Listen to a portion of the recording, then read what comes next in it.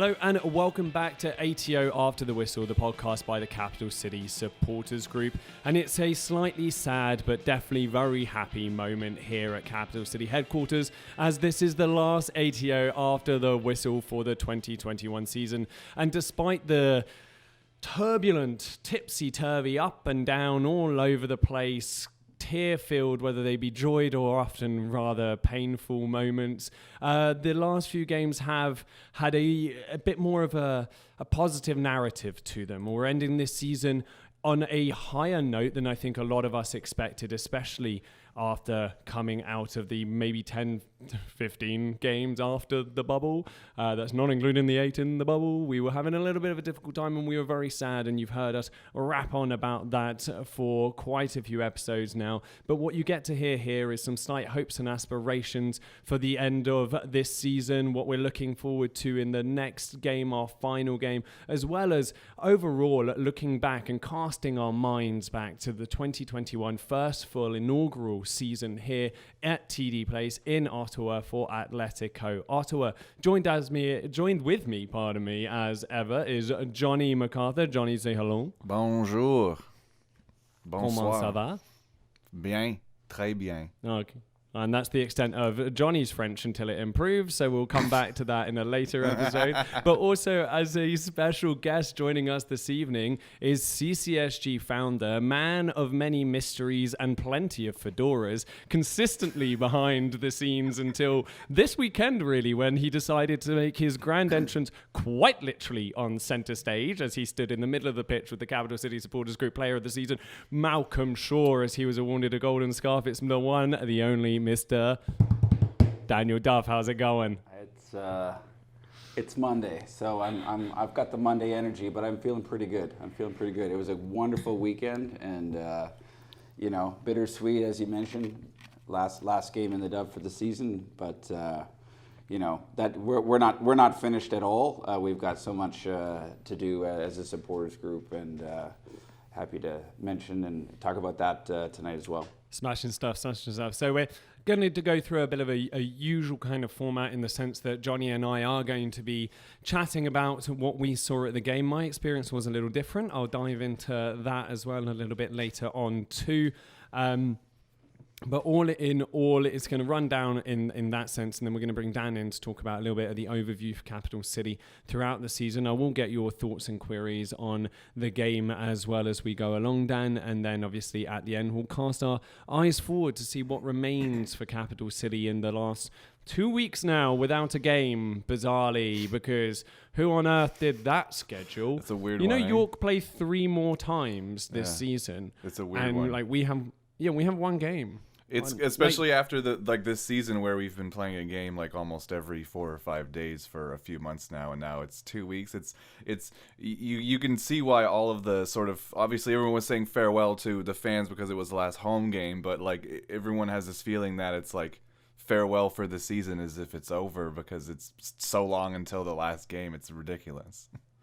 It might as well be. It absolutely might as well be. I was listening to the CanPL Newsroom podcast today, and they were talking about the fact that York fly out to Pacific this weekend, and then I think it's Cavalry that they travel to straight after. Oh, wow. So in the whole time our boys are here in Ottawa soaking up that colder and colder weather as we fast approach the depths of despair that is an Ottawa winter. Yeah. The guys from York are literally gallivanting across half the country. It's a weird one. I don't understand it, but hey, and we'll see if it works to our advantage. Maybe we can rest up and get a good result in Halifax in a couple weeks. I mean, maybe we decompress too much and then we come back and we're even more disjointed than we sometimes normally are. Who knows? I'd love to play spoiler. We can talk about that later, but we'll see what happens. We'll see if it works to our advantage or not. Yeah, that was way too pessimistic a comment based on how I'm feeling about this team at the moment. Like, you know what? There might be one game left, but we're going to win the league. We're going to win the league. We're going to win the league. But either way, interesting we mentioned there about being tired and resting up. That was actually a key point that Jimmy Brennan brought up in his post-match press conference, kind of blaming fatigue and tired legs on the performance that they put in versus Atletico Ottawa this weekend. Johnny, before we even dive into some of the more intricate moments of the match, just give me some of your overriding feelings and what are some of the things that stood out for you from Sunday's appearance? Normally, like any time an opposing manager says something like that, normally I always want to try and find a reason why they're just blowing smoke. I think that's kind of accurate. Like I think they were lucky to get a point. And I think that, you look at the stats, back that up. We led everything. We led absolutely everything except possession, which, us, who cares? Everything else we did right and we did better. And, if it wasn't for Nathan Ingham, then we would have left that game with 3 points. So I think that's a fair comment from him. It's just, if all across the board you're lower than usual, then you can probably chalk it up to something like that, even though we've started the same 11 for the past 3 games. So, I mean, we weren't exactly the freshest rested of daisies either. So, maybe 1-1 was Johnny, a fair result.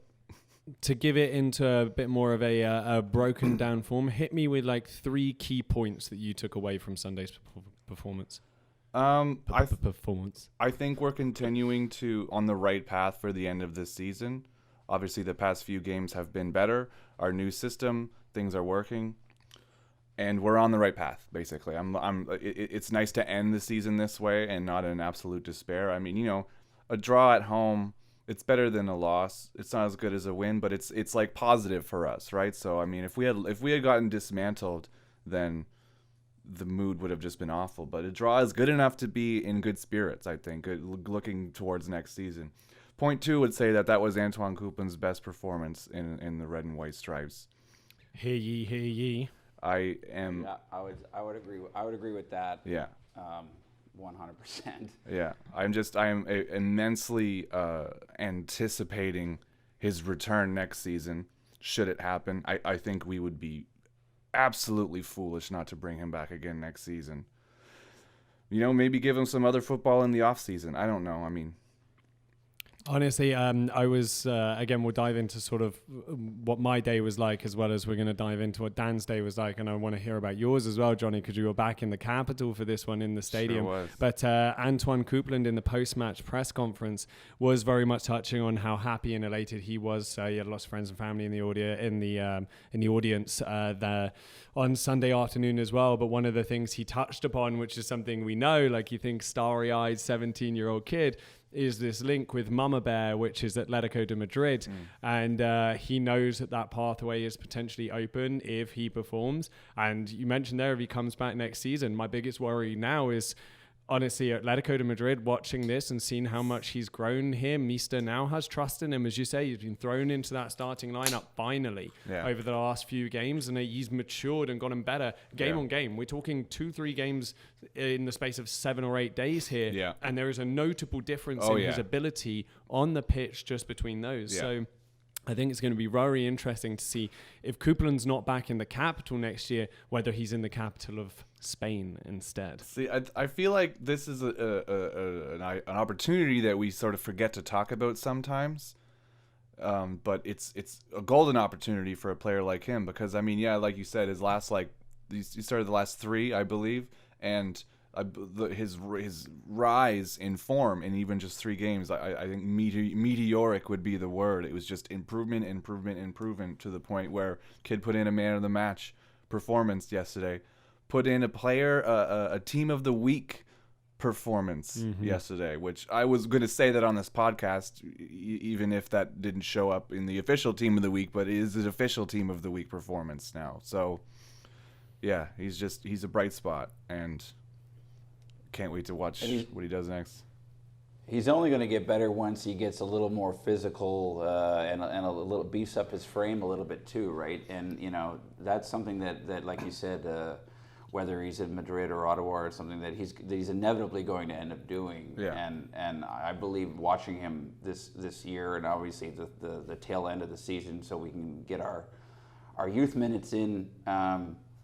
And bravo for actually going through with that, by the way. There's so many clubs, Hamilton, that don't even bother. But I think Antoine Coupland is one of those players that rises to the caliber of players around him, and I think he answers the bell every single match with if we're and this new counter-attacking revelation that the club has figured out for themselves finally works for a player like that is creative and that isn't afraid to find space just outside of that 18. It's true, and the thing is like we're talking about his increase in ability. We talk about how he's a little small, and it was almost a narrative now that he gets bullied off the ball a lot. Yesterday, if you look at his stats, there's a lot of improvements in those areas. I mean, he won 7 duels. He only lost 4. He attempted 2 tackles. He succeeded in both of them. He was only dispossessed 1 time. And that's a market improvement. Do you have the stat on how many times he was fouled as well? The one thing I noticed being I didn't get to watch too much of the game, but one of the things I noticed was the first foul on Atletico Ottawa came 45 seconds in, and it was a shove into Coupland's back, which almost felt like it was a statement foul. Oh, yeah. It was we understand the effect this boy can have in between the lines, and he's a young guy, and we're going to leave a mark on him early on. Yeah, and you leave a mark, and you're going to put like a benchmark there. It's like, all right, that's a foul. Anything less than this, maybe we won't get a foul called for it because we know what a real foul on this kid looks like. Because he only got 2. He was only fouled twice.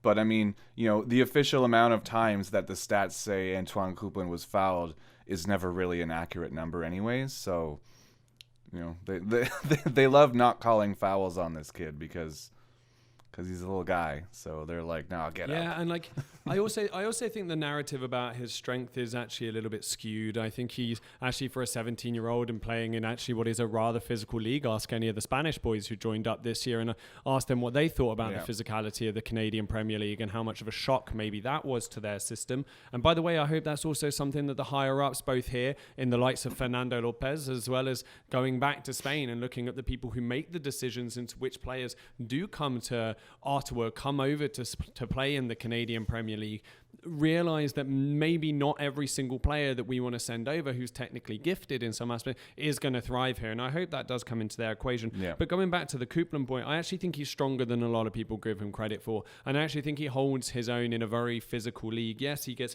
dispossessed, and yes, he's going to get stronger, but he is 17 years old. So as we say, like I think there is a bit of a false narrative out there about his strength. I think people hit him harder than they would even I think they hit him harder than they hit Soto. I don't think Alberto Soto is stronger than Coupland, but I also don't think that they hit Soto as hard, because anytime anyone goes near Soto in that sense, if they catch him, Soto's very good at winning free kicks, I'm going to say. Yeah. So he is definitely fouled, but he's good at winning free kicks. Sometimes Antoine is a bit too honest. He tries to stay up too much. Yeah.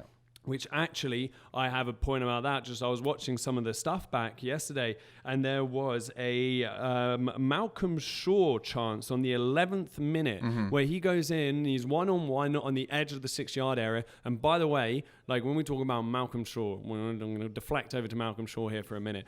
And some of the thing I've noticed about him so much recently, and it's actually something that Meester mentioned in his last press conference, was Malcolm Shaw's ability on the ball. He's fast and he's strong, and he sometimes relies on taking into space. Yeah. Whereas Meester said he's showing more maturity now in holding up that ball and playing with the ball at his feet a little bit more. And that man's footwork, it's a little bit of a dream for a man who's 6 foot tall and built like the proverbial literal shit brick house he's literally built out of. And there was he, again, when we talk about an honest player, he sort of makes his way round the defender and gets this shot off that's straight at Ingham. It's a relatively decent save. I think it flatters Ingham a little bit, but go and watch that. He is being dragged down to Dante's 7th layer of hell. Like he is being pulled to the floor. And the fact, again, he's an honest player. He's not flailing about. He's not going to the ground. He's determined, and he's trying to get that shot away. And I think I see that a little bit in Coupland in the same sense. Coupland gets hit and he tries to get up as quickly as he can, or he tries to stay up as much as he can. And I think it is literally just then put down to, he's not strong enough. Whereas I actually think there's more of an element of he's being a little bit too honest. Yeah, I mean, probably. I mean, he's a young Canadian kid. That's what's drilled into us when we play hockey as little ones, or even soccer. It's we have a really bad history of I don't want to say discriminating, but maybe having not so nice opinions about foreigners in soccer that dive on the floor and things like this, or even foreigners in hockey. I mean, look at like the Don Cherry school of thought. Like, it's very ingrained in our culture to frown upon what we consider to be showing weakness in sport. Like, humility, humbleness, and lack of masculine weakness is a huge part of our culture. And I mean, you gotta coach someone to go down when it's advantageous, I suppose, or go down when you've genuinely been fouled. That's the other thing, is that we love to cover up when we've been hurt, right? Like, we praise these old pictures of hockey players that have been freaking skate blade to the face, and then you're bandaged up and you're back out there again. It's like, oh no, it wasn't that bad. It wasn't that bad. But I mean, if you're fouled, there's no shame in showing the ref that you have been fouled.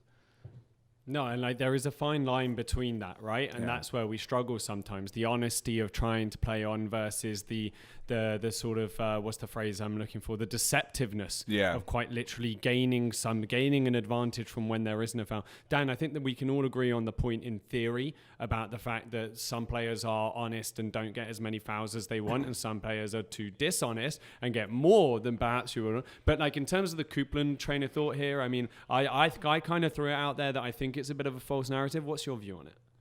Yeah, I mean, I personally think that he's a small guy, and like a sophomore at high school at lunch, they're going to pick on him a little more than they would a senior, and that's just unfortunately just the sort of the way that it is.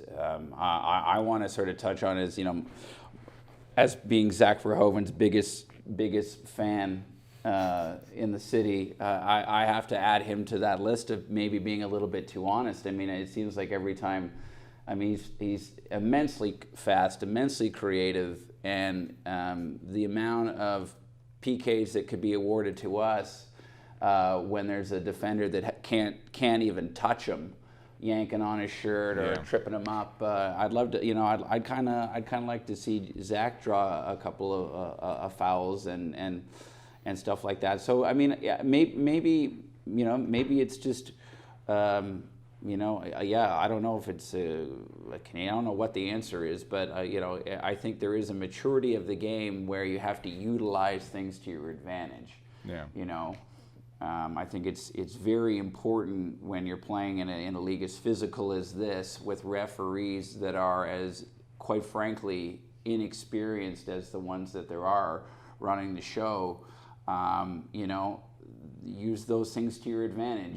There's a lot of leagues in South America that just they take the rules and they bend them to their advantage, and that's how come they're successful. Yeah, I mean, especially in certain areas. Yeah, especially when other people are doing it as well. I mean, you would be a fool not to use the same tools that others are using if it's advantageous. Exactly.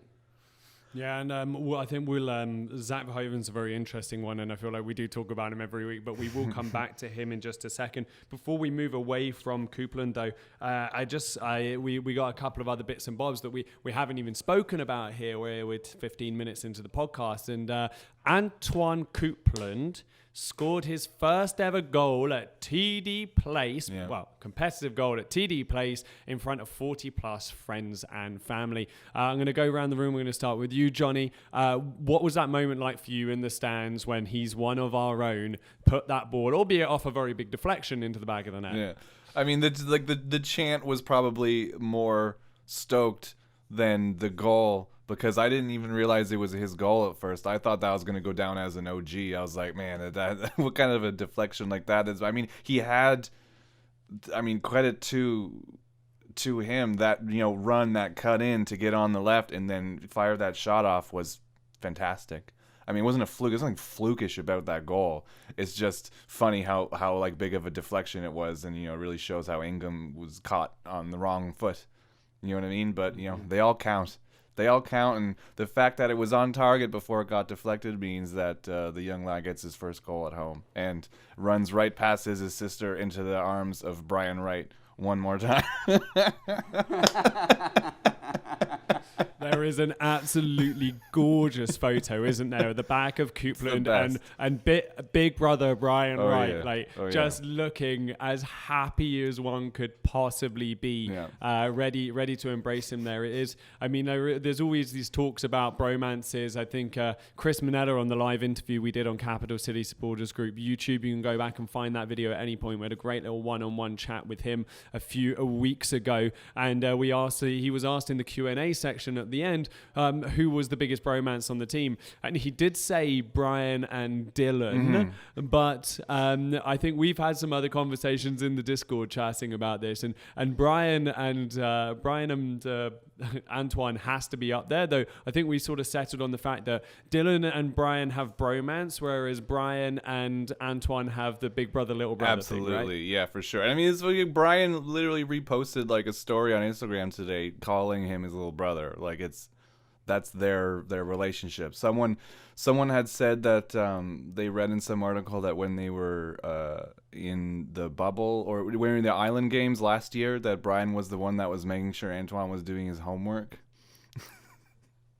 Yeah, that was actually on a again, to give someone else a shout out here, the Step Over podcast. Yeah, the Step Over podcast. Yeah, he had a great interview from the bubble with Chris Minella and Antoine Coupland, who were roomies, I believe, at the time as well. But Antoine would talk about going back in and having his afternoon naps because the training was a bit intense, and then Brian would come in and wake him up to make sure he did his homework. Coupland had another couple of moments there. When we speak about his strength a little bit, there's one of the notes I jotted down was I thought he showed actually really good strength and composure on the ball. It was the 48th minute. He was surrounded by 2 or 3 York players in the end with a couple of 50-50s in there. And when you mention those duels won, and that's a very important one where he found his way out of a tight spot just off the center circle in the middle of the pitch, and he comes forward and he releases the most delightfully weighted left foot pass with the outside of his boot for Malcolm Shaw, which, by the way, is only rivaled for me in a pass that game by Rafa Nunez, who did the exact same thing for Telfer at the very end of the game, which we can dive into a little bit more later. But Coupland's strength there and that accuracy, and it wasn't even just like, lump it towards Malcolm. Malcolm's on the left-hand side of the defender running towards goal, and Antoine shapes that ball wonderfully around the right-hand side of the defender and into Malcolm's path. And so it's a one-on-one that you really expect in Malcolm Shaw to score. He puts the game to 2-0 at that point, and maybe we're having different conversations here. But on his left foot, look, things happen, and we're hoping for consistency across the board in the team. So I was very happy to see Malcolm on the sheet, and I think we were all over the moon to see Coupland play. I mean, he came off on the 60th minute. Meester said it was down to fatigue. Dan, being a guy who's played sport yourself and watched sport for a long time as well, 17-year-old, played a few games in a row, is 60 minutes, because I think he was still impacting the game the moment he came off for Rafa Nunez. I think just before the substitution, he had another moment where it was like Coupland finding space between the lines and the attacking third again. Do you think that was the right call by Meester on the day when a player was being so influential that he decided to remove him from the physical firing line on 60 minutes for his own body and his own development? Well, you kind of laid up the question for me, I guess. I just wonder. Do you think he's right? Well, here's the thing. He's got a minutes quota to meet. Coupland was not just involved in the match; he was an instrumental figure in the match for the first time this whole entire season. He was coming in back in the transition. He was going very well, running well, box to box. Like you guys said, he was not getting fouled. He had a great scoring chance before the deflection goal that went in, and he had a couple of decent ones where he was pulled down and kind of towed it to the keeper. But you know what I mean? Like there was a lot of great things that Antoine was doing. I mean, to me, to be honest, it is a bit of a coin toss. He's needed for Halifax. Mm-hmm. We've got to get more minutes again. And then the other thing, too, is just like, the sort of serendipitous element to it all is here's the hometown boy with the new club. It's his best game of the season. He's got the goal. He's clearly the star of the game. Yeah. Take him off and give him his applause. It's sort of like a pitcher that's pitching a no-hitter. into the 7th inning, and all of a sudden the manager comes out and asks for the ball. It's like, well, yeah, maybe he could have hypothetically went on and had a perfect game or a no-hitter, but like, we got to close this game out here, and we've got to think about tomorrow. Yeah. And I don't know. I mean, I would have kept him on personally. I don't. These games don't mean anything, and he's an absolute commodity. And every time he takes to the pitch, he's proving it. And I think that he's not just here to tick the youth minutes box anymore. So I would have kept him on, but I don't think it's so egregious. It's such an egregious substitution. I mean, there have been a few more throughout the years that I could go on about, but those episodes have passed. Yeah, no, I think I agree with you there. I mean, I was stood in the tunnel at the point when Coupland was walking back around, come to the bench, and as he came around, despite play still ongoing, everyone was getting on their feet and giving the boy a round of applause as he came to the bench. Did that make it down to you guys in the dub? Did you have an understanding that Coupland had just walked around and that's what everyone was getting up and applauding to, Johnny? I mean, yeah, like I was, I wasn't there when he made his debut at TD Place 2 years ago when he was 15, but I was at another game that he had played, and he has a lot of love here. And the crowd, lost their shit basically when he stepped on the field for the first time, and that love has not subsided in any way. It's just getting better. So yeah, the place loves him. The place loves him, and you knew exactly what was going on. Yeah, and Dan, you're saying, you were nodding at me when I was saying it. You realized he was coming to the bench, and that round of applause was for him in the stadium. Yeah, absolutely. No, our MDOs were well aware of it, and we were doing the Coupland chant because of it. And just to sort of add to what Johnny was saying is that, like, when they're rounding off the broadcast on One Soccer, as Coupland man of the match. And, they're telling, they're signing off the air with the fact that this 17-year-old kid is becoming, a cult icon in the city. Yeah. It's like, well, I don't think the pundits are wrong. I think they're very right. I think there is this massive affinity for him because he's from, the Gatineau side. I think it encourages a lot of the youth that are coming from the other side of the capital region to not only attend games but to have hope that they can also do what he's doing. Those programs are very good in Quebec. They're always well funded, and Coupland hopefully is the first of many. But there is no refute. He is a legitimate.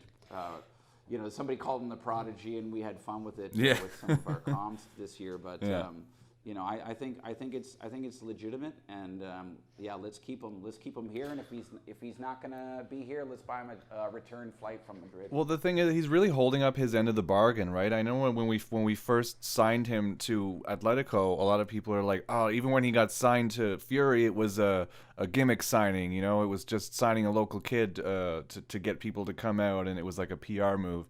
He is showing that is absolutely not the case, and I mean, after the game yesterday, I can think of at least 3 different One Soccer people that tweeted about him. Ones that weren't even calling the game. I think Terry was doing the color. Terry tweeted about him afterwards. Adam Jenkins tweeted about him afterwards. I'm pretty sure Chris and Jack tweeted about him afterwards as well.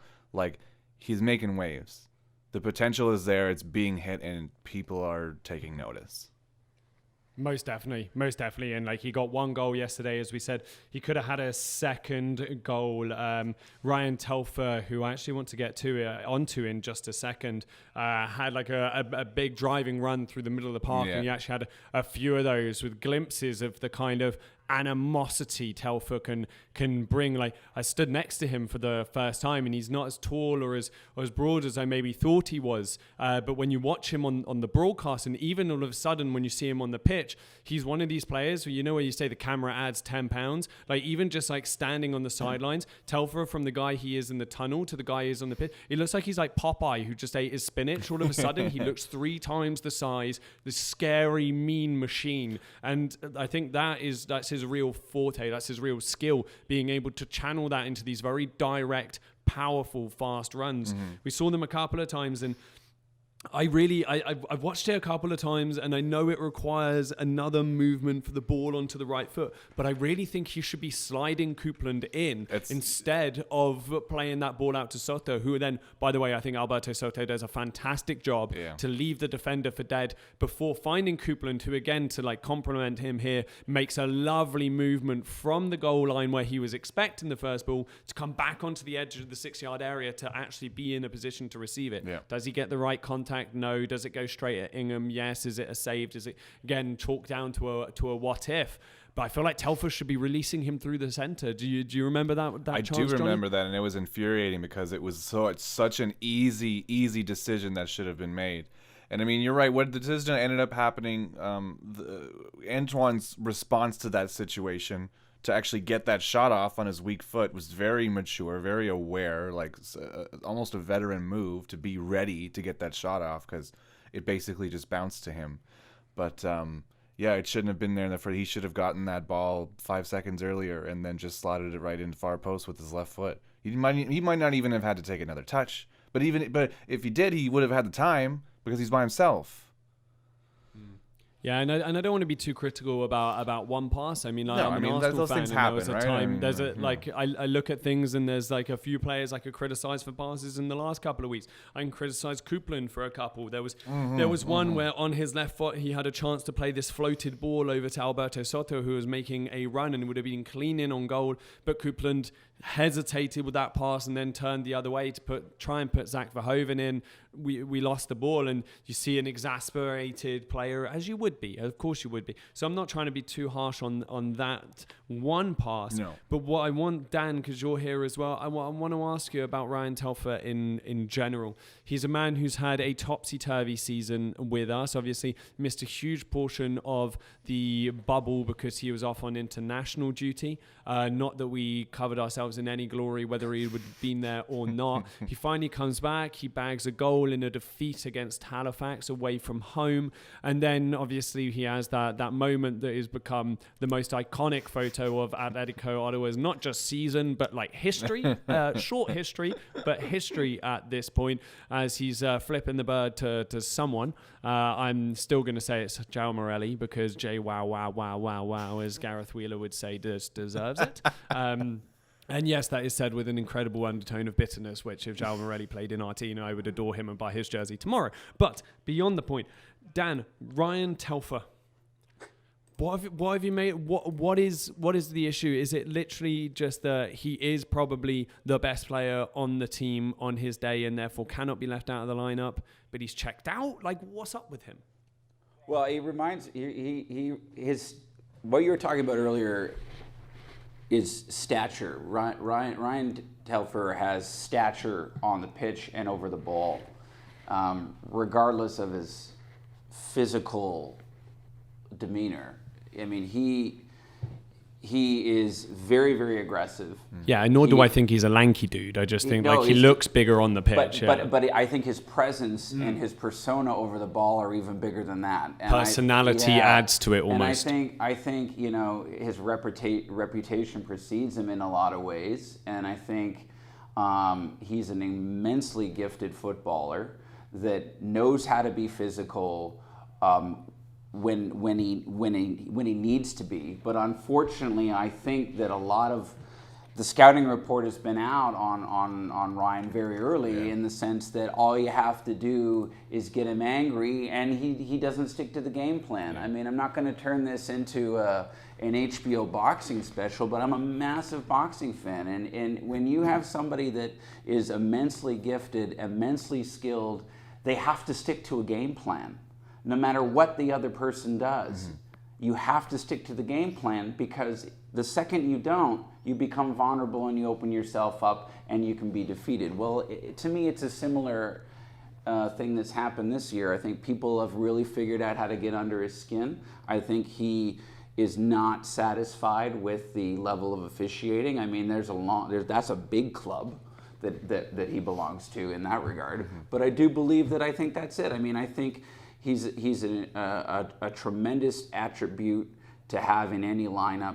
We gotta find a way to utilize him in a role where he's either not, going to get, flip his switch or blow his top so easily. I mean, at the end of the day, it's an attitude thing. You can see it from the stands. Mm. Yeah. No, I agree. To me, that says everything. Yeah, and I think it's a real shame because I feel like his performances have been affected by the frustration that we're talking about here, and I do agree that the sense of I think he has. I think he's been let down by the quality of officiating many times. I'll get onto the shoelaces in a minute because I was stood right next to that incident, and I don't totally agree with his behavior there, but I think he's been let down in a sense that he has been hacked at and kicked and had his shirt pulled, and he doesn't get many free kicks, but the second he goes in on a tackle, he's deemed aggressive and he's normally carded, never mind just giving a free kick away. And there were multiple times the last game I'm frustrated because I'm like, play to the whistle, but at the same time I'm like, I can see it from 70 yards away that your shirt is basically being pulled off of your nipples and the referee's not giving you anything, and he just kind of stops running, and a good referee knows he's not just stopping running for nothing, he's getting pulled out and pushed and he's frustrated, and he starts. And so I do think he's been let down with the quality of officiating. I think that obviously the quality and the performance of the team throughout the year hasn't helped. I think that's been another source of infuriation, and I think it's such a shame because I think he's a player with such immense talent, and I think the frustrations have got to him. The shoelaces incident that you speak about, what he picked up a yellow card for yesterday, he was being cheeky. He was tying up his shoelaces right next to the free kick, and now the Atletico Ottawa player next to him, the defender in question, could have dragged the ball away and just played the free kick, but he didn't. And there was a thing. It was like, wait until Telfer, and he did what he was allowed to do. Now, he was being a bit cheeky, but the point is that the referee asked him to hurry it up, and the referee never yellow carded him for it. The referee just said, come on. And then Ryan came out and he had back talk. I can't remember the words exactly, but he snapped back at the referee. It was something along the lines of, I'm not allowed to tie my shoelaces. And at that point, it's like, well, you've kind of just wasted 15, 20 seconds tying your shoelaces in a team that's losing. And Jimmy Brennan spent 99.7% of the game moaning to the fourth official. The rhetoric from Jimmy and his assistant to the fourth official was non-stop. It didn't stop for a second yesterday. So you know what? The referees are feeling the pressure from that side of the bench as well. And my point was more like, man, you've managed to gain 25 seconds. Take that as a win and back away. And it was the back talk that got him yellow carded. And I felt like that was just such an it just epitomized his season, which is just a guy who's doing so many right things and then gets frustrated and messes it up. And it's just cool heads prevail, I think is the phrase, is it not? Yeah, my only just to add to a point and be slight devil's advocate, he's plays international football in CONCACAF. Mm-hmm. He's played football in Major League Soccer that's had the best referees.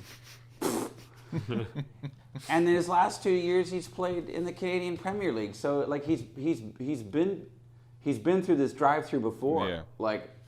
So that's my only thing. It's like, you're surprised that the referees are maybe not FIFA World Cup caliber officials. Is he sick of it though? Is the question? Maybe he's just sick of it because we know between his 2 York stints, he tried to go play in Europe, or I think he was in Cyprus for a few months, played 3 games. He's ambitious. He has goals, and he already tried. Maybe that's it. Yeah.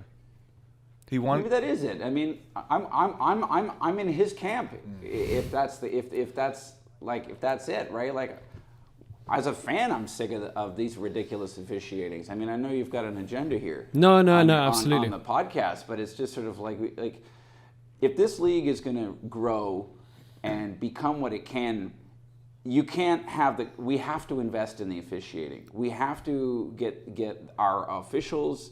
We have to send them to Europe or send them somewhere. We need to train them. We need to invest in their programs. We need to educate them. We need to make them shadowed, whatever it is. We have to, if our league is going to be great, not just available, then we need great officials, and that can't always be the last thing,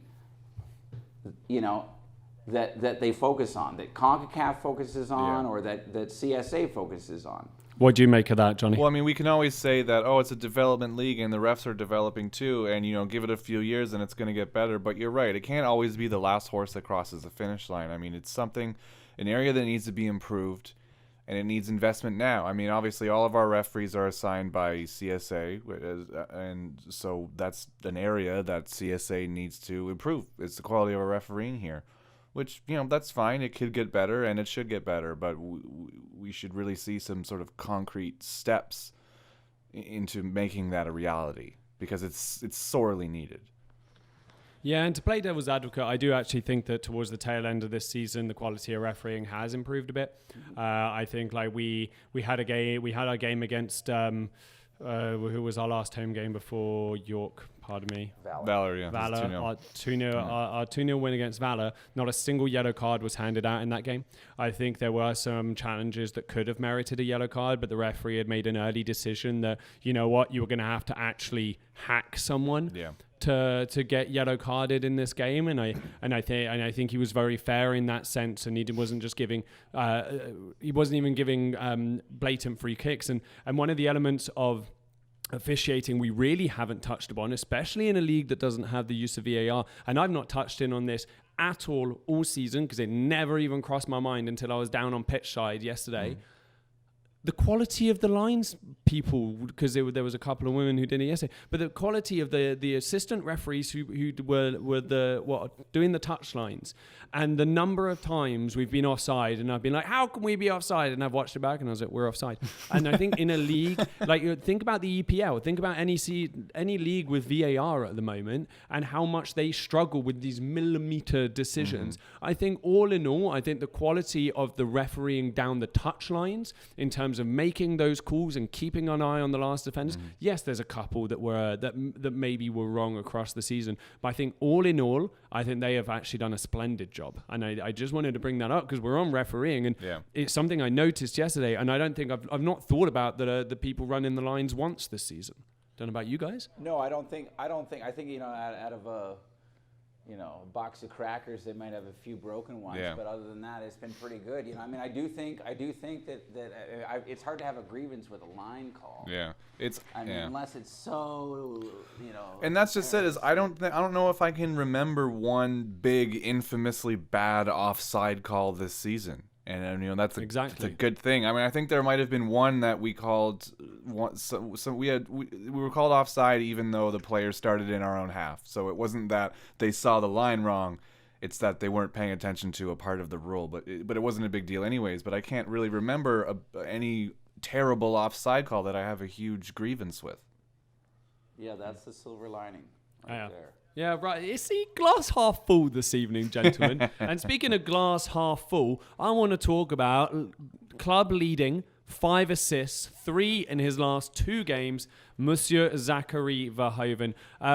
We heard earlier on in the podcast already that Dan is literally the man's favorite player. But Johnny, I just want to throw it over to you because you have the absolute pleasure of being able to write the opinion piece, the opinion article, essentially on why the fans put Zachary Verhoeven's name forward for the finalists for the Golden Scarf Award. And the reason why this is even slightly contentious is because really it was between him and Alberto Soto, and Verhoeven got the nod. And let's not even go two ways about this. We barely ever talk about Soto on this podcast, but I just want to go on the record. I think Alberto Soto is hands down in his little finger the most talented player in this league. I think this boy, this man, has got such an incredible amount of footballing talent, and that he is getting better and better every game.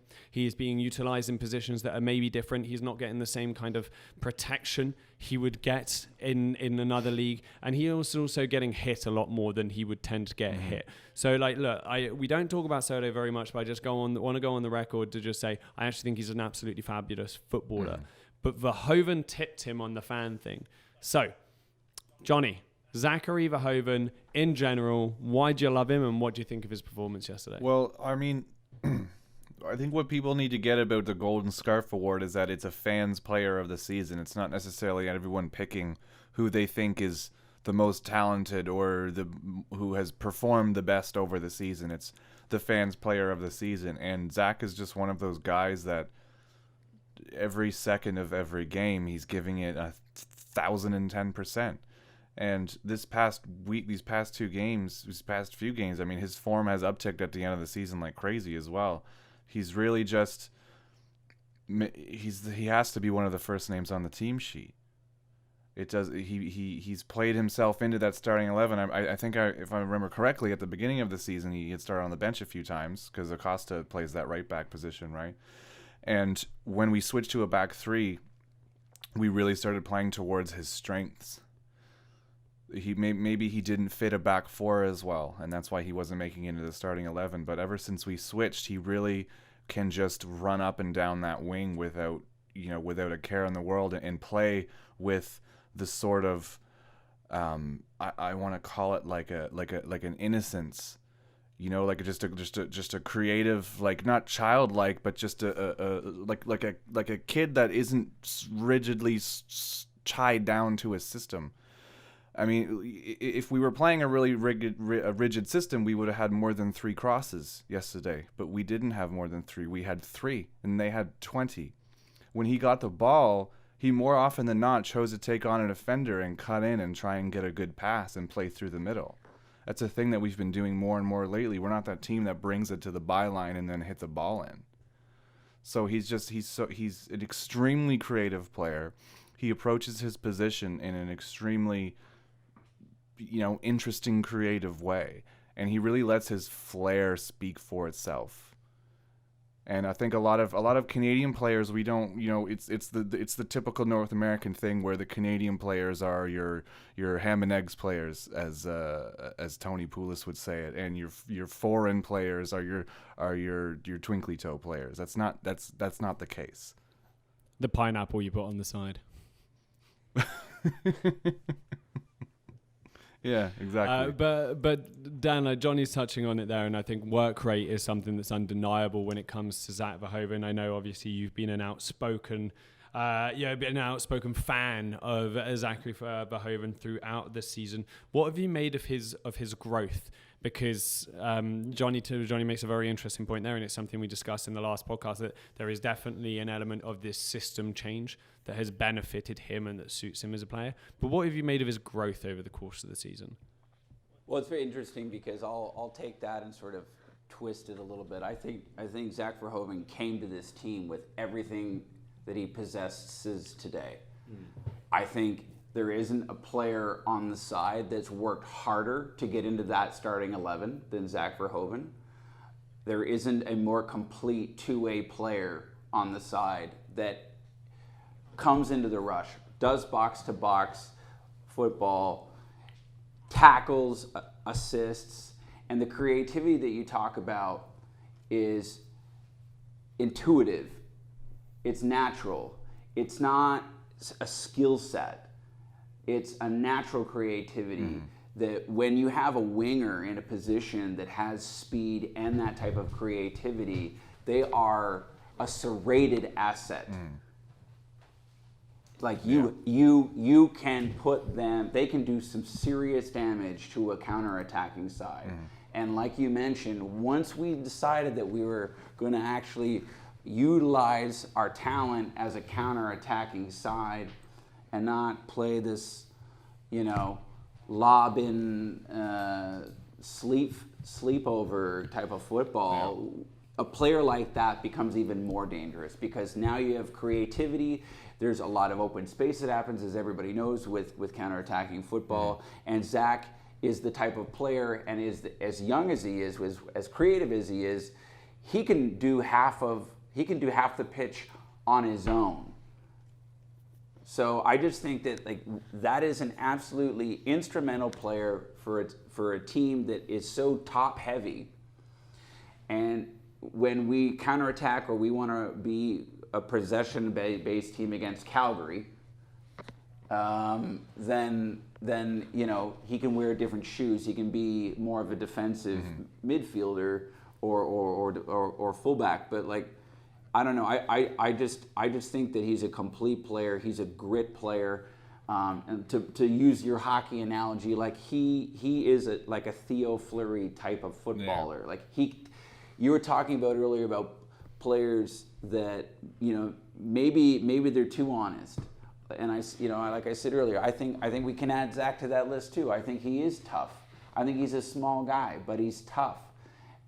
He maybe does get muscled off the ball, but I'm going to use the same get out of jail free card that we use for Coupland. You know, I just think that Verhoeven is one of those naturally gifted two-way wingers that are becoming more and more extinct in English football, as like English two-way wingers like that.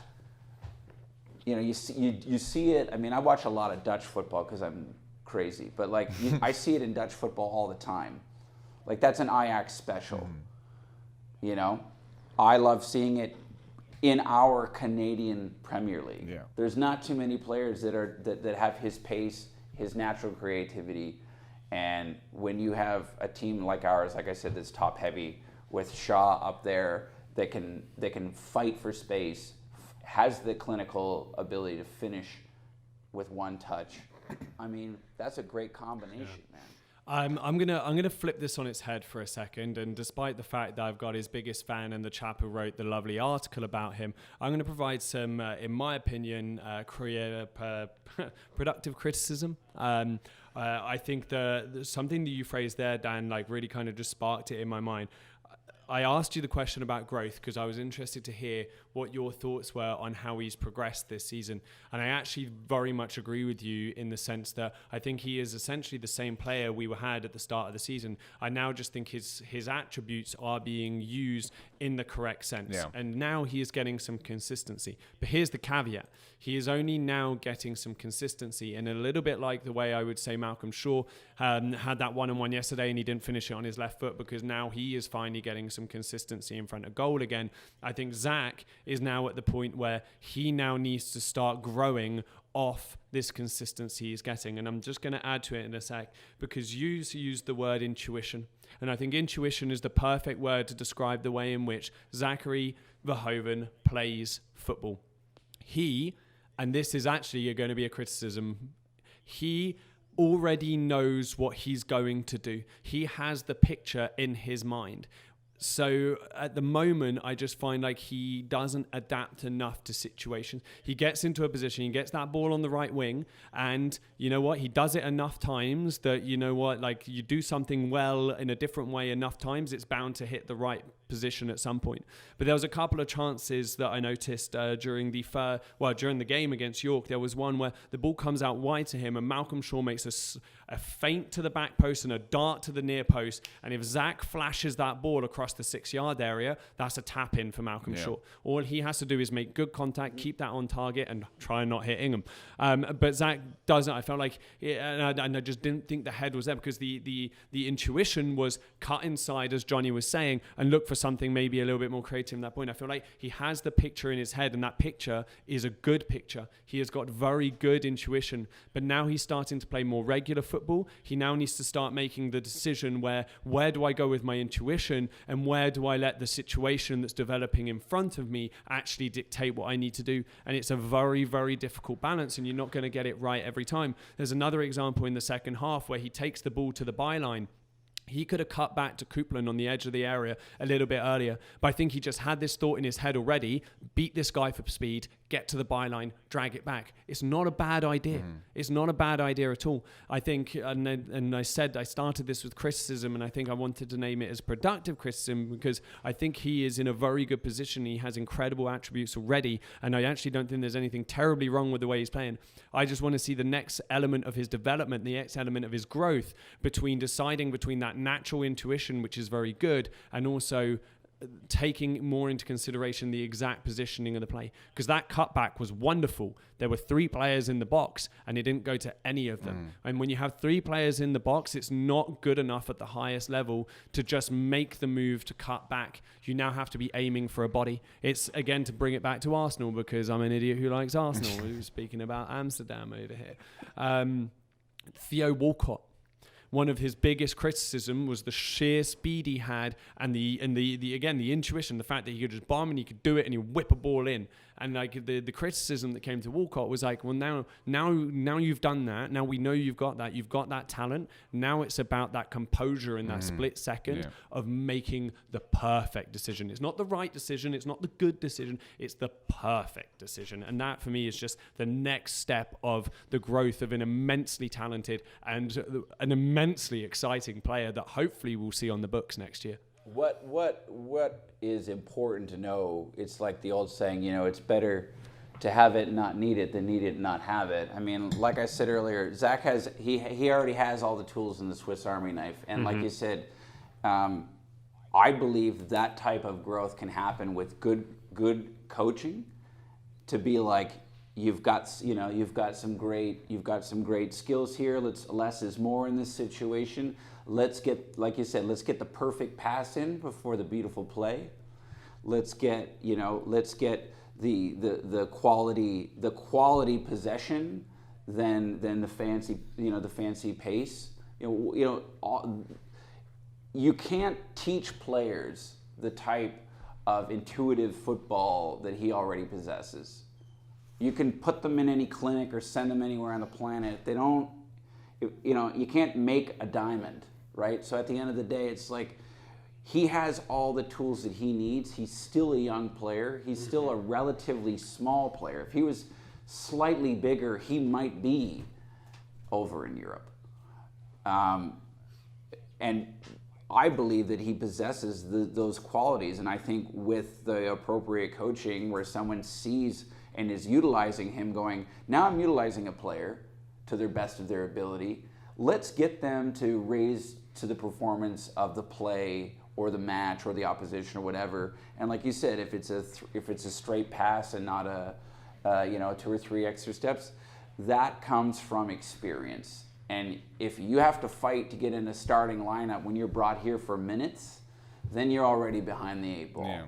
And I think that he has shown, if there is growth, he has shown that when he's in the starting 11, he's impacted every fucking game that he's been in.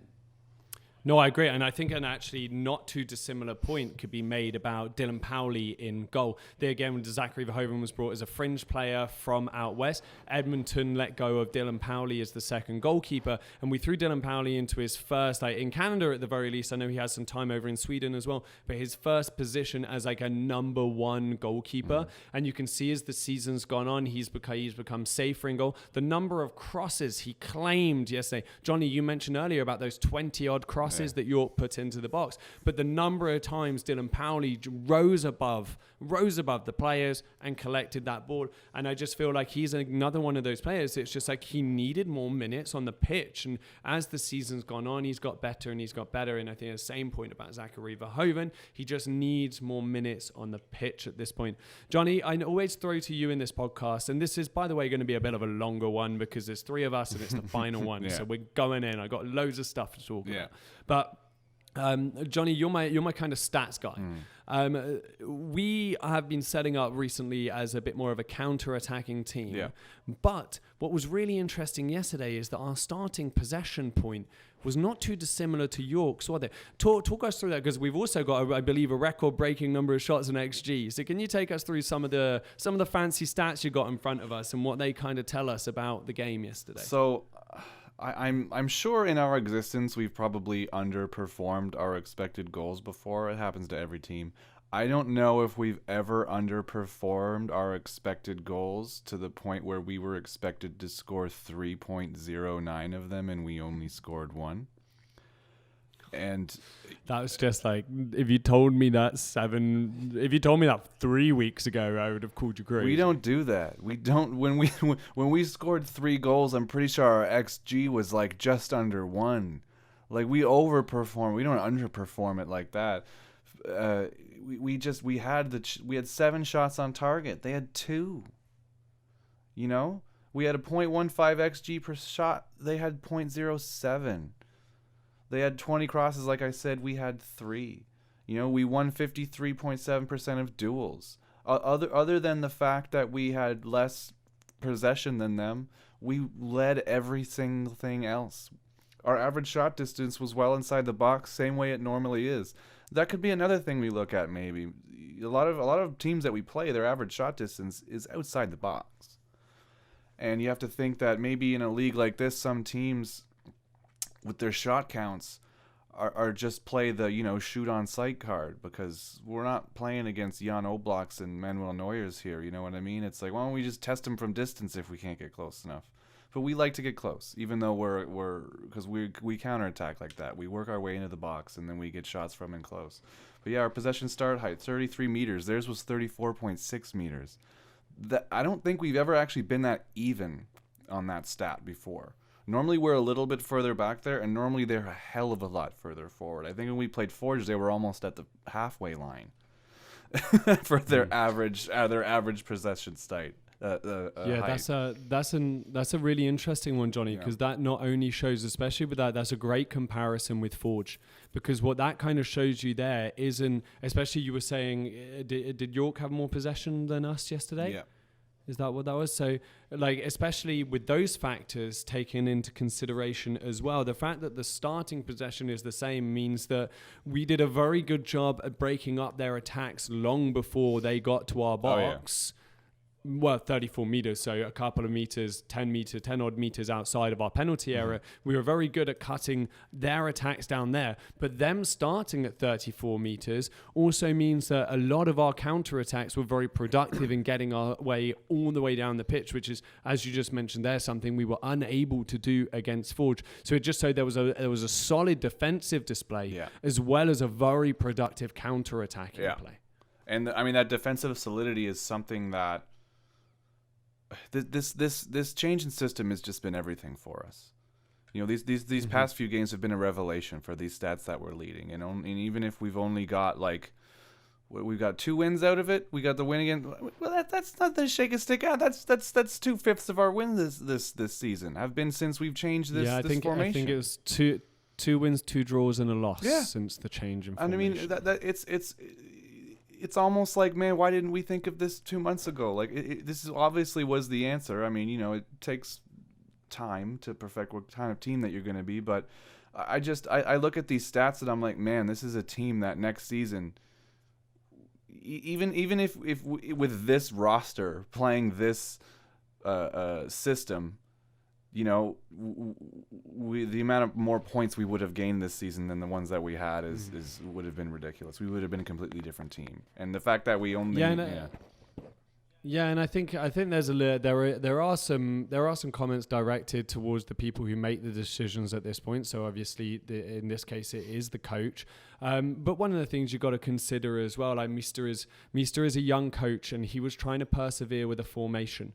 And it's a catch-22, right? Yeah. If he had been chopping and changing the formation every 3 games.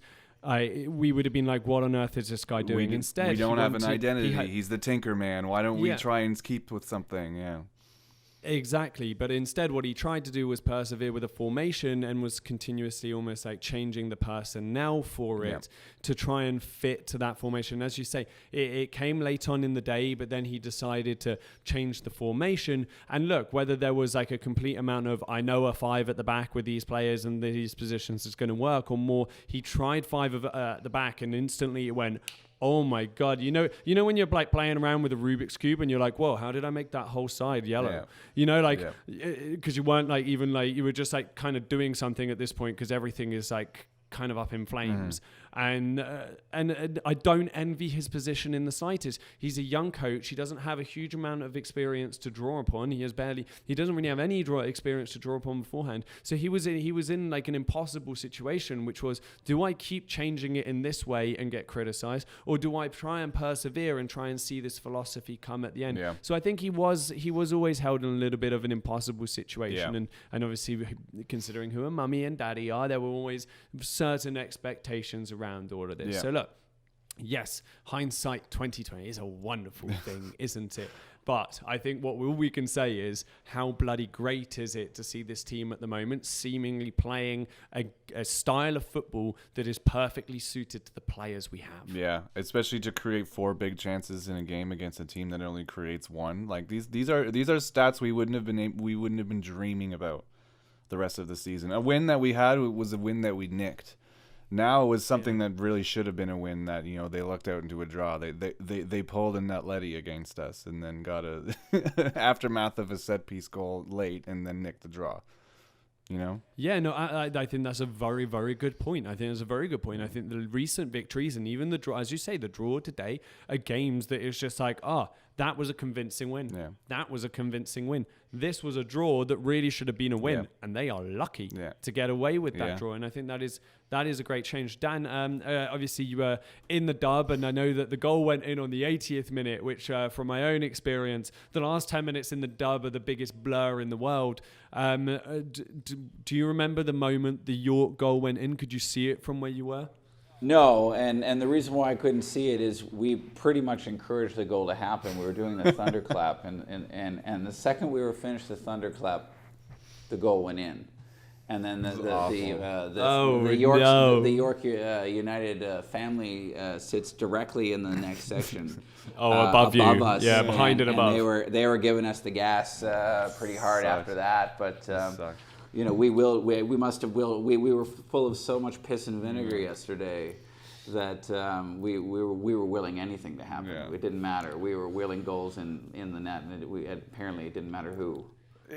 Johnny, have you seen it back? What did you make of that goal we conceded? I mean, who doesn't love a nice bullet header like that, right? I mean, I don't when it's in a situation like that, but I mean, they must have been chuffed to bits, I bet. Good for them, I guess. Yeah, but break it down for us, because it's the right back. It's the right back who is in the left corner of our 6-yard area with that bullet header. Mm-hmm. So, I mean, like it came from a second phase of play, right? After a free kick, after a corner kick. Yeah. What do you think the issue is there? Because I mean, you hear that shout of push up. So, and then the second phase comes in. So, from your point of view, what happened there? Do you say would you call it bad marking, or do you think it's just simply a right back who was in a left centre forward position kind of got forgotten about by a defender? And if that's the case, do you think that's the case? When it's second phase, it's tough to blame the marking because everything is out of whack. You know what I mean? So, especially when it's second phase, it's so quick like that everyone's still up there. But they've since moved around, so it's a bit of a crapshoot because you've got players that were up that are now running to get back. You got players that maybe were back because they're not as tall, running to get up, and you lose your man. So it's really hard to blame it on marking, I think, in a situation like that. But you get lucky. You punt a ball into a scrum in the box, and maybe a big man gets his head on it, and that's what happened. Yeah, I would tend to agree there. I think that at the end of the day, if you want to be overly critical, it does come down to marking. But it's also, as I say, it's a right back in a left centre forward position. It's the second phase of play, and yes, it does come down to marking and ensuring everyone who's marking their man on the corner doesn't lose their man for the second phase of play. But how do I say this? At the end of the day, I'm not being overly critical about it because I think it's actually the only foot out of line our defence put all day. And in a season of defensive and just general individual blunders, like one mistake to tie a game like this at the end of the season, is it frustrating? Yes. Am I concerned about it? No. Do I think that the defense is going to learn from that, and that will be an element of the team talk and the defensive training over the next 2 weeks, and the drills about ensuring you don't lose your man when you push out and the second phase is coming in? But hey, at the end of the day, it was resolute defense for 80 minutes, and guess what? It was resolute defense for the 10 minutes after as well, wasn't it, Dan? Yeah. Yeah, I mean, at the end of the day, these, I'm tired singing at 80 minutes, so I'm sure they're tired of actually playing the match too, And you could argue that a substitution like Manila could have happened 10 minutes earlier. You could go give us a bit more composure on the board. Yeah, and just fresh legs, and he's obviously Chris is a very smart player too, and it's very he's just one of the senior guys too in the side. At the end of the day, I think everyone's just got to get realistic about what's going on here. We're playing the killjoy. And we're doing a good job to the point where going into 2022, we're going to be typecast as the killjoy because no one's expecting us to do jack shit. Yeah. And now that it's taken us 750,000 kicks at the can to get the formation right, and utilize the players that we have, not and wear the identity that we are, and not the one that we want, or the one that we thought we wanted, or the one that we would like. And what a shocker! We're playing better football, and as a fan, as a supporter, as a season ticket holder, we went to these last 3 games knowing all of that in advance, and knowing that the club is, it's beyond playoff contention. And you go to football matches at this time of year to see your club dig deep and get points. And you know what? For us, after this year, with all the ups and downs and the roller coasters that we have, it would be really sweet to have 3 points at home to close out the season. It would have been a really beautiful Cinderella bookend to open the first game at TD and get a win, and close it and get a win. At the end of the day, my football club is playing the best football of the year, unfortunately with nothing to play for. Yeah, but we played that's a team, just what it is, man. We played a team that's desperate for a playoff spot, and then we outplayed them in every way imaginable. Johnny, both of them. We outplayed Valor as and well. York, That's the thing. Who are also we just what I mean? Like we were talking about getting scalps last podcast. This is scalp 2 out of 3. Let's get that other one in 2 weeks. At the end of the day, it is, because you know what? Halifax drew 0-0 with, was it Pacific the other night? And that to them is like, is that a point drop? No, against the team second in the table now, because I think Cavalry have gone above them. That is a good point picked up. Yeah. But coming to the team who has been almost diabolical for a lot of the year for plenty of reasons, and effort is not one of them. Let's just lay that out there. You know what? They did drop a point, and you're absolutely right. That is second scalp. Before we move on, I'm going to spend the last little bit of this podcast talking about our individual days, because I felt like most people would probably want to hear about the game, and I thought we'd end it because we all 3 of us had kind of different days on Sunday. Yeah. But the last thing I want to touch on, we could have nicked all 3 points at the end, Johnny. There were 2 or 3 opportunities to nick all 3 points. It was down at the dub end as well. It would have been the most mental ending, as Dan says about the Cinderella book ending. By the way, it would have been perfect symmetry, because it would have been a 2-1 win, like the 2-1 win in the opening game against Halifax. With a late Cinderella-esque.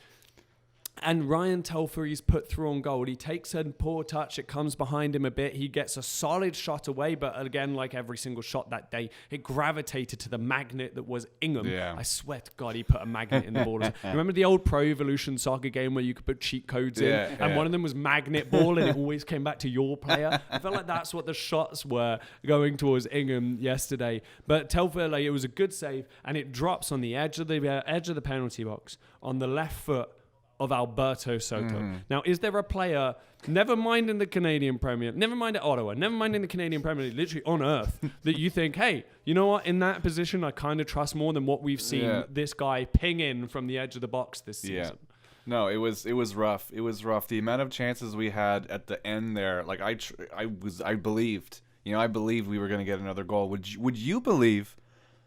Who do you think created the most chances yesterday on our team? With 4 of them.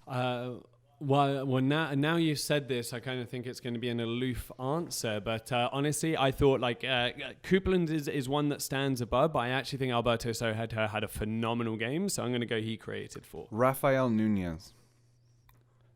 Wait, Nunez's cameo appearance. Created 4 chances. That's a lie. He was on the field for 30 Created 4 chances. The most of anyone on our team. Now, these all happened near the end. You saw those passes. He played in players like it was his job. I mean, it's his job, but I mean, he played in play like he played.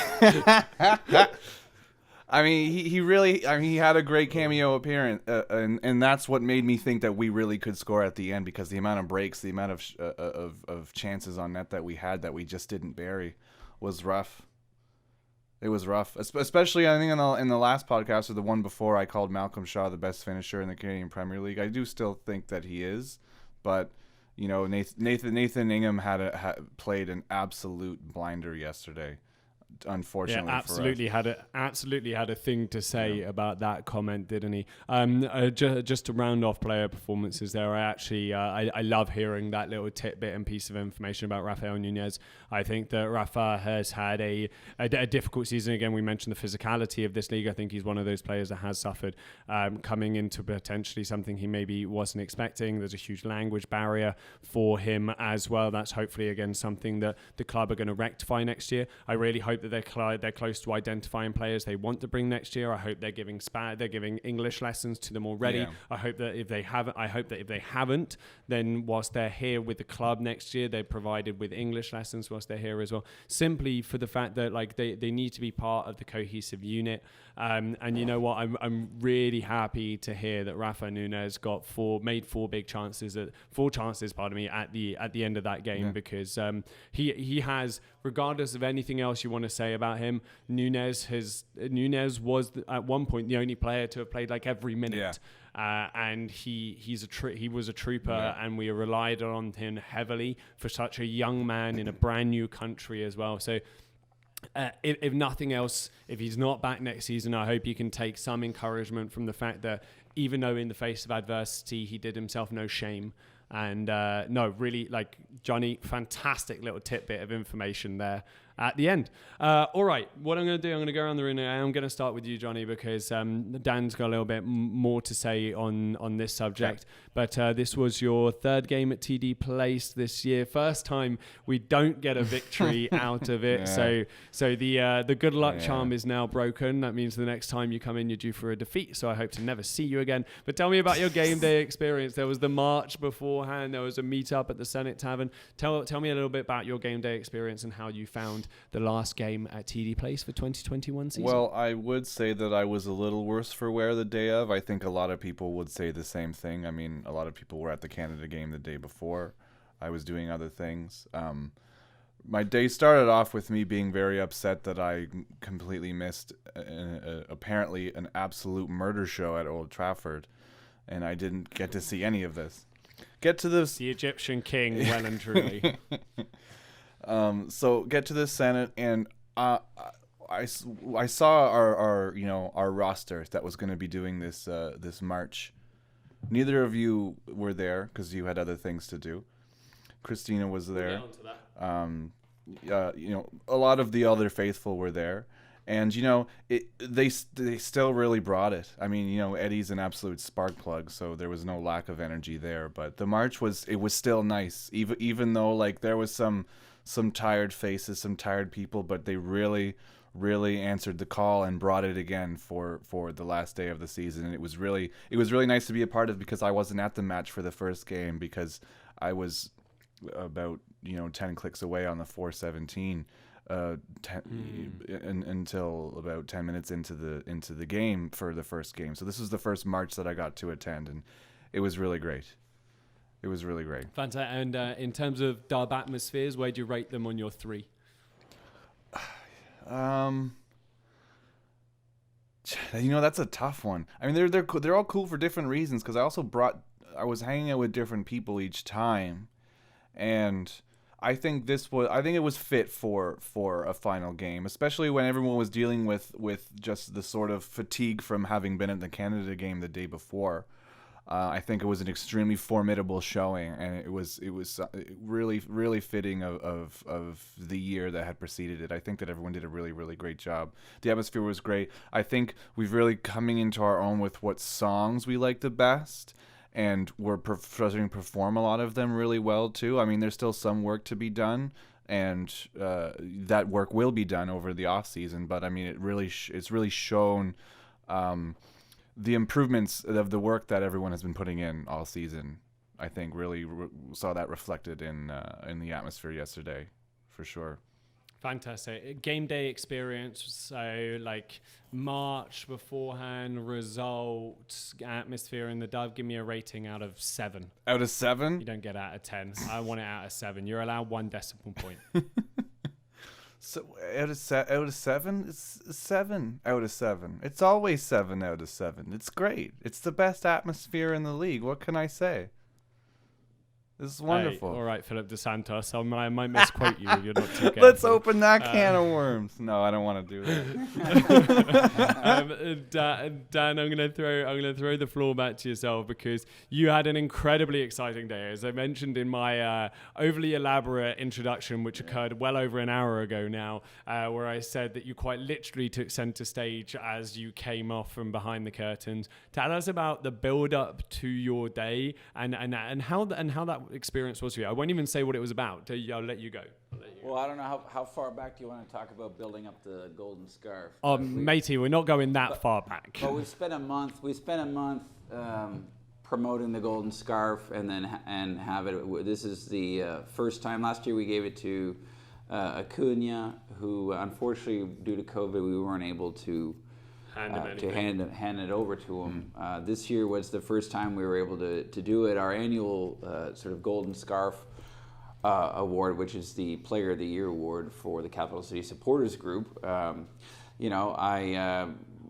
that, if you are uninitiated, what we do is we open it up to fans, anybody that wants to vote for their favorite player. We take the 3 top nominees, and the Founders Council of the collective Capital City Supporters Group vote out of those 3 finalists as to who will be the recipient of the award. A lot of people have sort of asked us, why did you choose a scarf to be your award? Like, that's sort of... Yeah, why didn't you take the classic trophy? Why didn't we do the classic trophy? This is your brainchild, so why the scarf over the trophy? My whole thing is the most iconic symbol of a football supporter, the most beloved element of their game day repertoire is their scarf. They wear it to games in the rain, in the sun, in the sleet, in the snow. Yeah. They wear it to keep themselves warm, to wipe off the sweat from their brow. It is with them every minute of every day. It's in the air for the national anthem. It's in the air for the greatest moments that our club has to share with its fans. So to me, it's a no-brainer.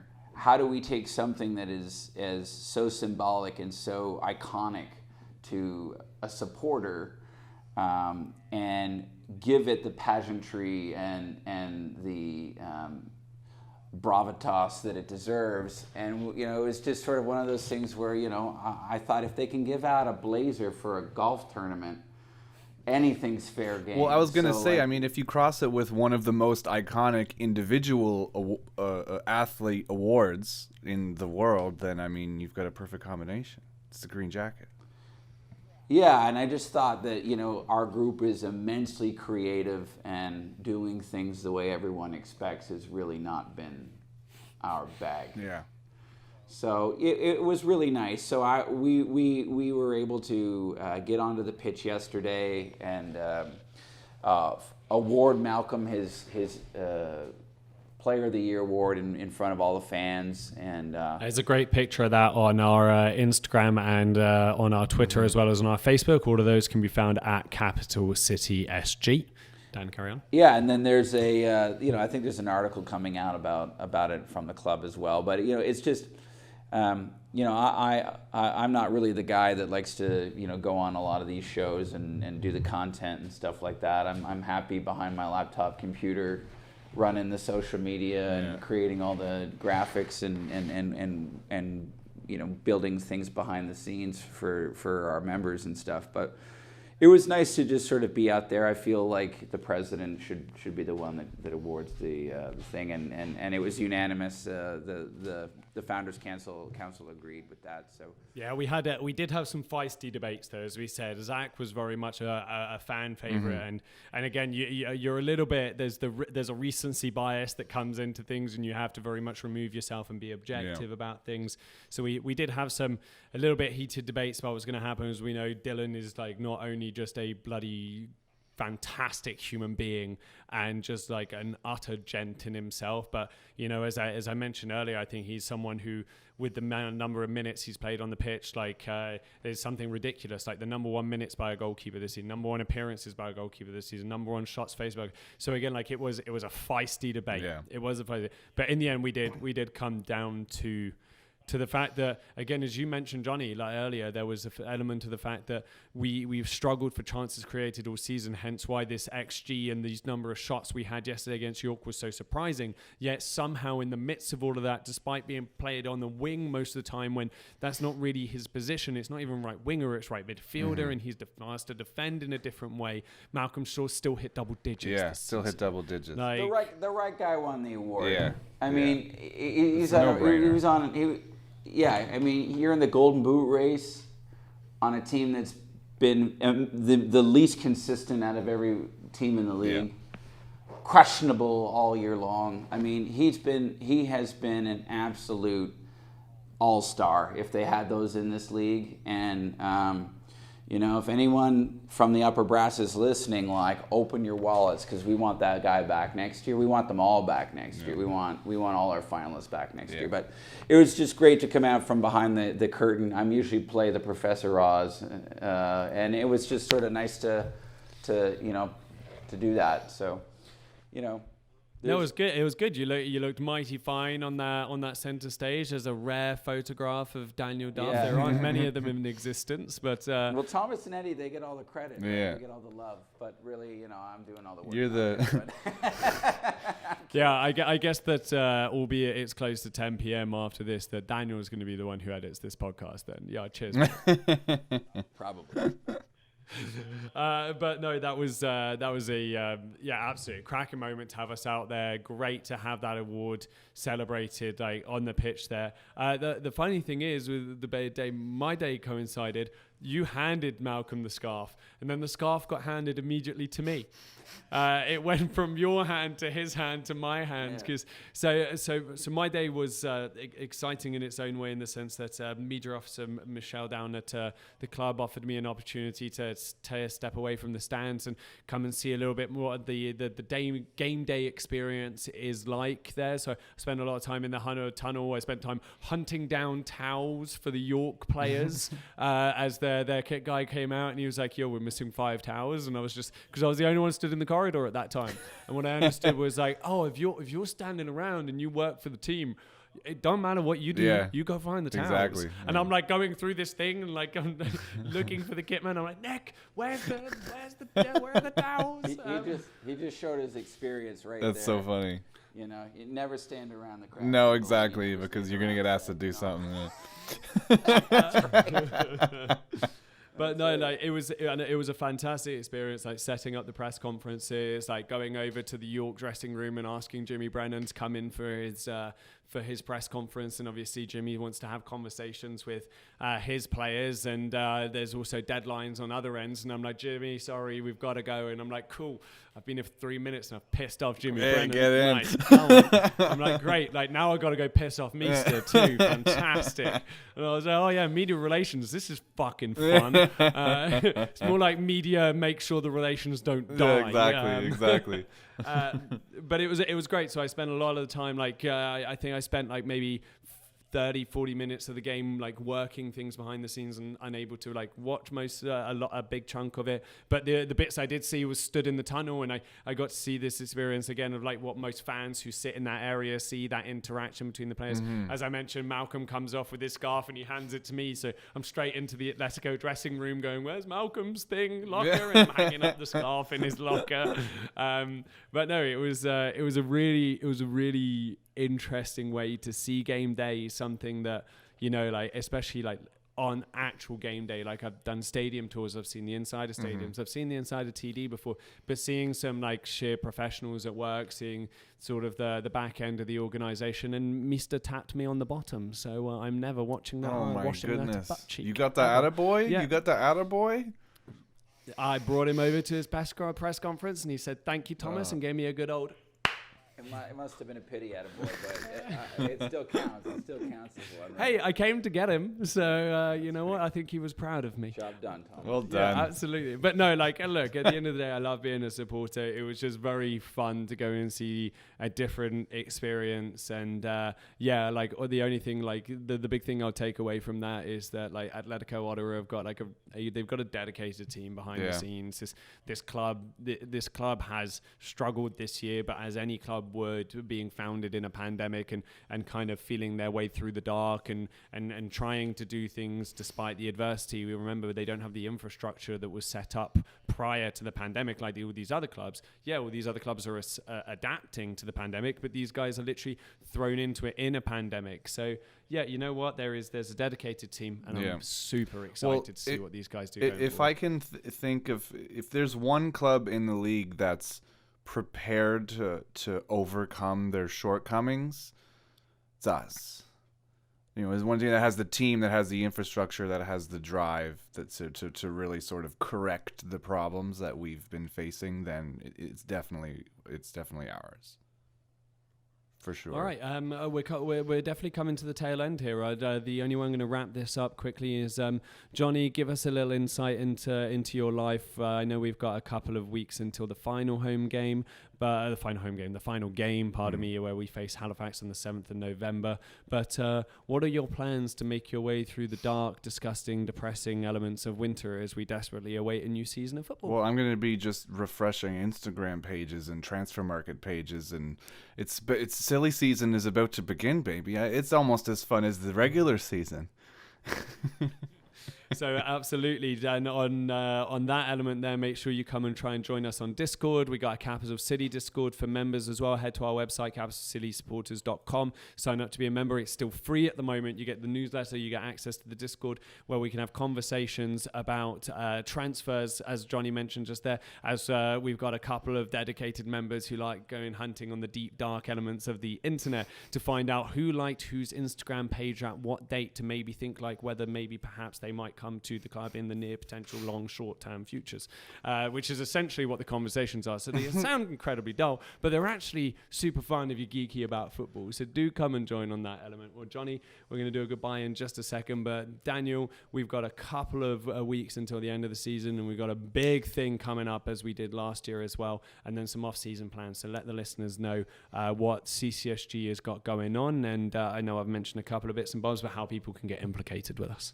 Yeah, so there's you mentioned, Johnny, that it's silly season. Well, our workload just quadrupled for the group. We have our season review that's coming up. It'll be in November. It'll be after the season.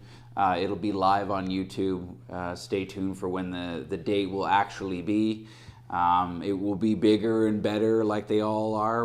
We always try and top ourselves with new content and new guests and new themes for our live content. We're the only supporters group in North America that does live broadcasts for their groups and for their clubs. So we're going to continue to do that as our season review. We will create new programming in the off season for exactly what you guys are talking about. We're going to put ATO after the whistle to bed for this season, and we're going to start a new program that's going to deal with the off season. There's a whole bunch of members specific events that we are going to plan for next year, and also I'd like to get one in the off season. And the most important thing at the moment is next year we will be launching our Ministry of Football program, our paid membership program. We were supposed to launch it this year. It comes with a bunch of perks, access to what we're doing, because what we're doing now is free and available for a lot of people, but there's going to be certain content that our members are exclusive to, and rightfully so. Our paid membership program is to help subsidize some of the expenses that we incur when we create this program, our software, our stuff like this. Can I just say our time as well? I didn't just learn to do this stuff overnight, nor did you, nor did Johnny, nor did any of us. There are many years of training and hours of volunteer work that go in every week, and that is absolutely fine. We don't get paid for any of this, and nor do we expect to. But as you say, there are basic things like the banners and the flags and stuff like that. Yeah, I mean, we are the most active supporters group in the city, and we get new members every day, and all I have to say in closing is everybody keep an eye on their newsletter, the Red Card Report. If you don't have access to the Red Card Report, join right now. Become a member on capitalcitysupporters.com. Click join us. You will regret it if you don't. Trust me. Yeah. You'll be given email blasts for all and any and all things Capital City and Atletico in the off season, and yeah, there's plenty of work ahead of us. And I just also, in closing, want to say thank you to everybody. Our match day officer, Eddie Bennon, was absolutely spectacular this year. Oh, yeah. His right-hand man, Brandon Adeby, was spectacular as well. Our flag man, Paul, at the front. Our flag woman, Christina, in the rear were nonstop. Like, I've never seen flag men and women wave flags for 95 minutes straight every game. I've never seen it before. So they've been immaculate. Our drummer, Megan, she is tenacious and she just won't quit. And our key contributing members have answered the bell, and I can't do this doesn't happen without you guys. Thank you, Thomas, for basically being the face of this organization and the live content, and you're so beloved by all the players. You've really done a wonderful job with this platform and helping us get to as many people as possible. And people like you, Johnny, are the reason why I founded a supporters group. There's people that are creative, that want to do things outside of the box, that think outside of the box, that are more than happy to use that creativity for the benefit of their club. This game is growing in Canada. I'm an old guy. It never used to be like this. We can't take it for granted. And we certainly can't take football for granted here in the capital. So, come hell or high water, Capital City Supporters Group is going to do whatever it can to, remain steadfast in our commitment to sow this club and this game into the sporting landscape of this city. It's only going to get bigger. Smashing stuff. Well, thank you very much there, Dan. Johnny, as always, thank you very much for joining me, good sir. Before I let you go, let the people know where they can find you on the socials.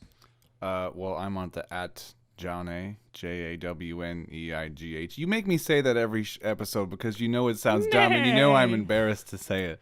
It's a dumb username, but you know what? My content is funny. So, check it out. He is a bit of a meme king. People definitely go find him. Dan, where can people find you / not find you? Do you want to be found? No. I mean, I run the Capital City in Instagram and liaise with Thomas on Twitter and do the Facebook. So all that. If you need me, reach out to Capital City. I'm not very active on my personal stuff because I'm too busy posting for Capital City. So if you want me, I'm at Capital City SG, and I'm usually the guy that responds back that doesn't sound English. Yeah, it's funny how just in typing it's very obvious when it's me replying or tweeting. Normally because it's a spelling mistake because my keyboard's normally in French. Do you want te football or the football? Either one. But no, you can. It's the accent on the E. It gets me every single time. But yeah, absolutely. If you want to find myself, it's at Stockton_22. But as Dan beat me to the punch, the main place where you need to be is at Capital City SG or Capital City Support supporters.com. Join us to be a member. Thank you so much for your continued support, your continued listening on the ATO After the Whistle podcast. We had a bloody great time doing it this year, and I'm not even going to let Johnny say anything. He had a great time. I swear to God, he's not hostaged in the other room.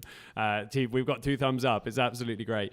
We've loved doing it. We love sharing some of our insights and thoughts. It was very much something that was thrown together in the middle of the season to try and give more content. As Dan said, there's going to be a lot of work and a lot of thought into our content coming next year. So stay tuned, sign up, and until then, vamos Atleti.